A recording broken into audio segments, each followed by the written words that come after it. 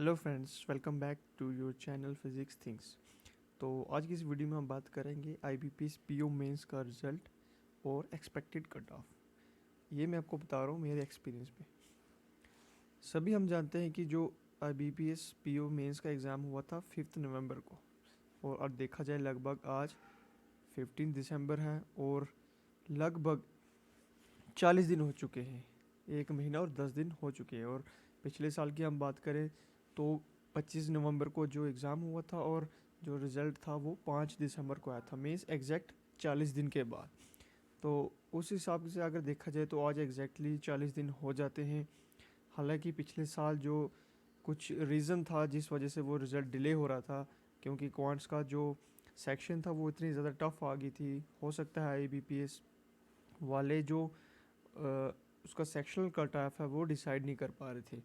But इस साल भी अगर देखा जाए तो जो रीजनिंग के सेक्शन, आप कह सकते हैं जीए की सेक्शन, वो कहीं ना कहीं जैसे पिछले साल क्वांट स्टफ आया था वैसा ही पेपर इस बार देखने को मिला। हालांकि इस बार क्वांट जो सेक्शन थी वो बहुत इजी थी, लेकिन बाकी जो सेक्शन थी सारी वो वैसे ही मॉडरेट टू डिफ़िकल्ट थी। हो सकता है उस वजह से ये जो डिले देखा जा रहा है। और पॉसिबिलिटी ये भी है क्योंकि सभी बैंक्स ने अभी तक रिपोर्ट नहीं किया था, तो हो सकता है बीपीएस भी वेट कर रहे होंगे कि जो सभी बैंक्स हैं वो रिपोर्ट कर दे वैकेंसीज़ को, ताकि उसके बाद जो रिज़ल्ट को डिक्लेयर किया जाए। तो हाई चांसेस हैं। और वैसे भी आज फ्राइडे है, दो जो फेवरेट डे हैं आईबीपीएस के हम कह सकते हैं जिसमें वो रिज़ल्ट डिक्लेयर करते हैं, एक तो वेडनेसडे और एक फ्राइडे। तो आज एक तो फ्राइडे है और ऊपर से 40 दिन भी हो चुके हैं पूरे कंप्लीट। तो मोस्ट प्रोबेबली आज 90% चांसेस हैं कि जो रिज़ल्ट आज आउट होगा। और अगर आज आउट होता है तो हमें लगभग 3:30 से 4 बजे के बीच हमें लिंक एक्टिव जो साइट पे देखने को मिल सकता है। और उसके साथ ही हमें 6-6:30 बजे के करीब हमें जो रिज़ल्ट है वो ऑफिशियली आईबीपीएस की साइट पे देखने को मिल सकता है। अब हम बात करेंगे कट ऑफ की। तो कट ऑफ की बात करने से पहले मैं ये आपको ज़रूर बताना चाहूँगा, और आप सभी जानते भी होंगे कि कट ऑफ डिपेंड करता है कि वैकेंसीज कितनी है और आपका जो इस बार डिफ़िकल्टी लेवल है वो कितना है।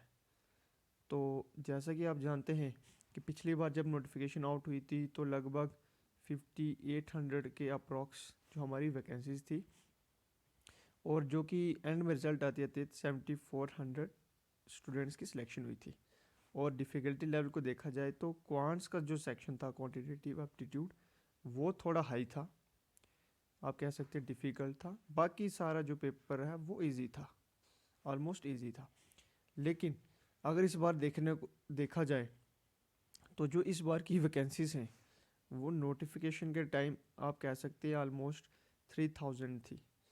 हालांकि अभी हम आरटीआईज कुछ देखने को मिल रही हैं कि आरटीआईज रिप्लाई में बैंक ऑफ बड़ौदा और कुछ और बैंक्स ने किए हैं, वो जो अभी तक 5500 के ऑलमोस्ट पास तक हैं।